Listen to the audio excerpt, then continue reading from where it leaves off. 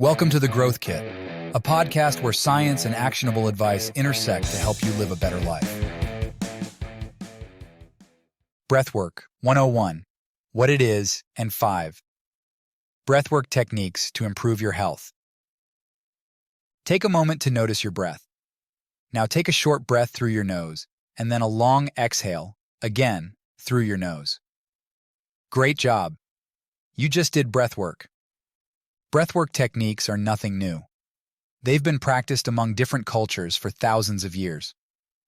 Recently, however, it's been having its moment in the sun as new research shows how powerful those purposeful breaths can be. Breathwork is the act of changing our breathing patterns in order to create changes in our mental and physical health. We breathe about 22,000 times per day.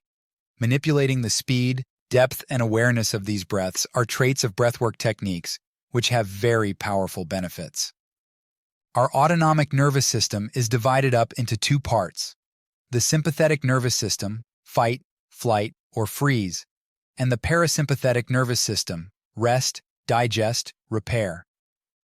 When we perceive a situation to be stressful, our sympathetic nervous system kicks in. As a result, our blood pressure and heart rate increase, our eyes dilate, and hormones like cortisol and epinephrine, aka adrenaline, are sent surging through our bodies. This can happen both in acute situations, such as being late for a meeting, or when your kid is crying, or chronic situations, like if you're generally anxious, or you perceive your job as stressful. On the flip side, when our parasympathetic nervous system is activated, acetylcholine is released. Our blood is diverted away from our muscles and to our GI system, and our heart rate and blood pressure decrease. This can also happen in acute situations like when listening to music or getting a massage, or in chronic situations such as difficulty having an erection or ejaculating for men, vaginal dryness for women, sweating too much or too little, and blurry vision. Taken individually, the sympathetic and the parasympathetic nervous system are neither good nor bad. We have these separate branches because each serves a purpose depending on the context. Need to run from a lion? Sympathetic mode activated. Eating dinner with family and friends? Parasympathetic mode on. We are not, however, limited to simply breathing as a symptom of how our nervous system is reacting. We have the ability to regulate our autonomic nervous system through two pathways: our vision and our breath. I'll save the focus on the vision for another day. Today, let's talk about why and how we should use breathwork. The benefits of breathwork techniques. Maybe the topic sounds a bit fluffy or woo-woo, but the science, and plenty of self-experimentation, can help back up its efficacy. Yes, you breathe throughout the day, and you're here as a testament to its effects. However, just because you breathe does not mean you breathe well. Breathing poorly has profound effects that shorten our life and impact our well-being. Consciously changing the rate and depth of your breath, on the other hand, can provide many holistic benefits. Decreases inflammation, improves respiratory function, improves digestion, improves oxygenation to the brain, improves sleep, helps manage pain, relieves anxiety, reduces depression and anger, improves relaxation and alertness, improves sense of well-being in patients with cancer and GERD, and improves symptoms of asthma. How to use breathwork techniques. The first step to engaging in a breathwork practice is having an awareness of the state of your autonomic nervous system. Are you in a stress state or a relaxed state? The next step is to determine which autonomic state you want to achieve, parasympathetic or sympathetic. If you're looking to wind down before bed or calm your mind while waiting in a long line at the store, then you need to activate the parasympathetic nervous system. If you're feeling sluggish after lunch, or you want to get amped up to crush a workout, then you want to activate the sympathetic nervous system. The final step is to then choose the appropriate technique and let the lungs do their job. The general rule of thumb is that breathing that emphasizes slow exhalations triggers the parasympathetic nervous system, and breathing that focus on short and quick inhalations triggers the sympathetic nervous system. I identify the appropriate use for each strategy below. Here are some points to consider as we go through these. I don't provide information on what position to be in when using these strategies. It's typically recommended you do these in a cross-legged position in a non-distractible area, but don't limit yourself to this. The more important thing is just practicing the techniques. At the end of the instructions for each method, it simply states, repeat. A good rule of thumb is to shoot for 8 to 10 rounds of each technique unless otherwise stated. Some people feel the benefits after 5 rounds and others after 30 minutes. Use your discretion. Here are 5 breathwork techniques. 1. Box breathing.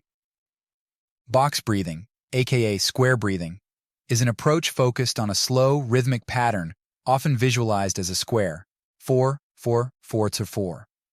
Mark Devine, a Navy SEAL, first created the technique in 1978 to help the special operation community remain calm under pressure. Box breathing is used to improve attention, stress resilience, and performance. Instructions. Inhale through your nose for 4 seconds. Hold for 4 seconds. Exhale through your nose for 4 seconds. Hold for 4 seconds. Repeat. The science. A 2021 study showed that box breathing improves both lung function and reduces stress after practicing for a 30-day period. When to do it, use it to help periods of high stress, such as during cold showers, to manage anxiety, or as a way to reset your mind during mundane tasks, such as in meetings, while walking. 2. Bellows breath. Bellows breath, aka the stimulating breath technique, is adapted from yogic breathing techniques. It uses rapid diaphragmatic breathing to increase alertness. Instructions. Inhale and exhale rapidly through your nose at a rate of 3. Inhale and 3 exhale cycles per second. These noisy breaths should be equal in duration and as short as possible. Start with 10-second bouts with 15 seconds of normal breathing between. Increase each bout by 5 seconds. Repeat as needed. The science. Research has shown the bellows breath to improve lung function after having participants do the breath work 6 days a week for a month. A 2020 study measuring the effects of bellows breath on anxiety reported that performing the breath work for just 4 weeks could significantly reduce the levels of anxiety and negative affect, and that these changes are associated with the modulation of activity and connectivity in brain areas involved in emotion processing, attention, and awareness. When to do it. Use it to increase energy and alertness in any situation such as before a big lift at the gym, during a post-lunch crash, or first thing in the morning. Because of the force required for bellows breath, it is a great way to improve the strength of your diaphragm and subsequently improve your lung strength.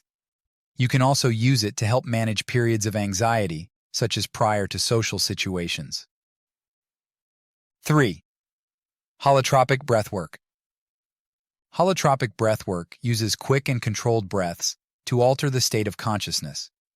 In Greek, holos means wholeness, tropine means to turn towards, and holotropic, therefore, translates to moving toward wholeness. It was developed in the 1970s by a pair of psychiatrists, Stanislav and Christina Grof. Their goal was to use breathwork to mimic the effects of LSD, which had then been recently outlawed in 1968, to elicit strong emotional and physical releases. Holotropic breathwork sessions are often practiced in group settings, coordinated to music, and last 2 to 3 hours. This practice has been used to treat a variety of conditions including depression, chronic pain, trauma, and PTSD. Because of the intensity of the breathing, it is recommended that you talk to your doctor before trying this. Of note, teaching this breathwork is trademarked, and therefore, it can only be conducted by a trained and certified breathwork practitioner. You can look for an official Grof Foundation certified instructor online. Instructions. You are paired with another person. One is the sitter, who leads this, and the other is the breather. Lie down on your back with your eyes closed. Begin to take very rapid, deep, and even breaths through your nose. There should be no time between the inhales and exhales, and your lungs and belly should alternate, filling up as much as possible. Gradually speed up this process. Continue this for minutes to hours. The science. Holotropic breathwork's secret to feeling elation and an altered consciousness is by way of chemistry. Through these very quick breaths, also known as hyperventilation, the sympathetic nervous system, fight, flight, freeze, is activated and adrenaline is released. This hyperventilation also expels CO2 from the body, which alkalinizes the blood, something known as respiratory alkalosis. This causes dizziness, lightheadedness, and tingling. This can be uncomfortable for some people, so you shouldn't do this if you're prone to panic attacks. That being said, one study followed 24 people over 6 months and used this technique to determine if there were any therapeutic benefits. 2 groups of 24 people were placed into either the psychotherapy plus holotropic breathwork group or just a psychotherapy group for 6 months. The breathwork group showed significant reductions in death anxiety and increase in self-esteem compared to the therapy group. A 2015 study, following 20 participants through 4 holotropic breathwork sessions, concluded that this practice improves temperament and it has positive effects on the development of character, measured as an increase in self-awareness.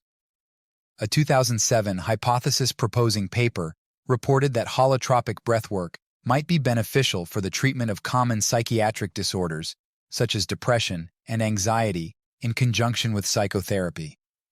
When to do it? Finding a trained therapist is your best bet for maximizing the psychological benefits of holotropic breathwork. In addition to managing your psychological state, weave this technique into a weekly or monthly routine to increase your stress tolerance. You can also use it to increase your alertness, mental clarity, and creativity. 4. Triangle breathing. Triangle breathing uses the shape of a triangle to coordinate a breathing ratio just as square breathing does. Instructions: inhale for 4 seconds, exhale for 4 seconds, hold the breath for 4 seconds, repeat. For a balanced nervous system, use this 4 to 4 to 4 ratio. That is, 4 count in, 4 count out, 4 count hold. For a sympathetic nervous system ratio, use 4 to 1 to 4. For a parasympathetic nervous system ratio, use 4 to 8 to 8. The science. There are no triangle breathing specific studies to the best of my knowledge. Similar to the box breathing approach, this pattern of breath holding and controlled inhales and exhales can improve lung capabilities, as well as decrease stress, as extrapolated from research on box breathing. When to do it? Use triangle breathing to readjust your nervous system based on your current state. Play around with the ratios to find one you like. Or do a pyramid within the triangle by adding 1 second on per side of the triangle for 5 rounds, and then decrease for the next 5 rounds. 5. The Wim Hof method. Wim Hof, aka the Iceman, is a beast. He gained popularity by breaking 21 Guinness World Records, including swimming 66 meters under ice, running a marathon barefoot and only in shorts above the Arctic Circle, and standing in a container of ice cubes for 112 minutes. He developed the Wim Hof method, which consists of 3 pillars: meditation, cold therapy, and breathing. His breathing technique is similar to the Tomo meditation technique. There's also a Wim Hof method app to guide you through. Instructions: lie down on the floor and forcefully inhale through the nose. Gently exhale through the mouth without forcing it. Repeat this rhythm for 30 to 40 breaths. After 30 to 40 breaths, exhale and hold your breath as long as you can. It is common to be able to hold this breath for 3 to 4 minutes and longer with practice. When you feel the air hunger need to breathe, inhale fully and hold for 15 seconds. Repeat this entire cycle 3 to 4 times. Do not make it forced, or as Wim says, no force. Feeling is understanding. The science. Similar to holotropic breathwork, the Wim Hof method uses hyperventilation to stimulate the sympathetic nervous system, offload CO2, and achieve the desired effects. See the show notes for a link to a table breaking down the evidence of the Wim Hof method claims into probably, possible, and no evidence according to cardiologist Rohin Francis. The supportive claims include, but are not limited to, benefits to the immune system, stress, sleep, arthritis, and cold tolerance. Researchers have studied the way in which Wim Hof is able to use this breathing method to thermoregulate his body to tolerate extreme conditions. They wrote, "Our results provide compelling evidence for the primacy of the brain, CNS, rather than the body, peripheral mechanisms, in mediating the Iceman's responses to cold exposure." A 2021 study had sprinters do the Wim Hof method prior to an exercise of repeated running sprints and found that it did help or hinder performance. When to do it: use the Wim Hof method as a way to increase your resilience to stress. Similar to holotropic breathwork, you can use it to increase your alertness, mental clarity, and creativity. Don't do it before exercising. What I do: I consider breathwork techniques tools in my toolbox which I whip out based on the situation. If I'm anticipating, or in the midst of, a stressful situation, then I use extended exhales or resonance breathing. If I'm feeling sluggish before a workout or tired during a car ride, then I use the bellows breath and versions of the Wim Hof method. Note: I do not do very long breath holds when driving or in other potentially unsafe situations like in the water. I also incorporate various types of breathwork into my meditations, especially when my attention is lacking and I'm just mind-wandering. These breathwork strategies help to keep me more focused. I've noticed that some form of counting, such as with box or triangle breathing, also helps when my ADHD kicks in during a meditation. Takeaway: you can either use breathwork as a tool, or you can be used by it. Breathwork techniques are a powerful way to support both your mental and physical health. Pick an approach and then move on to another until you find one you like. Start by using it when you're relaxed and not distracted. Practice it often.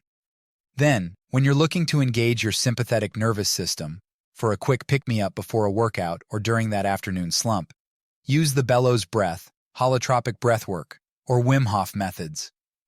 If you're noticing your sympathetic system engaged when you don't want it to be, due to the looming work deadline or the jerk tailgating you, then use the box breathing and triangle breathing techniques. Play with these types of breathwork by adjusting the timing and depth of the breath and do what works for you. Control your breath and control your life. Thanks for tuning into the Growth Kit podcast. If you enjoyed this episode, please subscribe and leave a review. You can check out my website at mindbodydad.com and subscribe for more weekly insights sent to your inbox. You can also follow me on Instagram and Twitter at mindbodydad.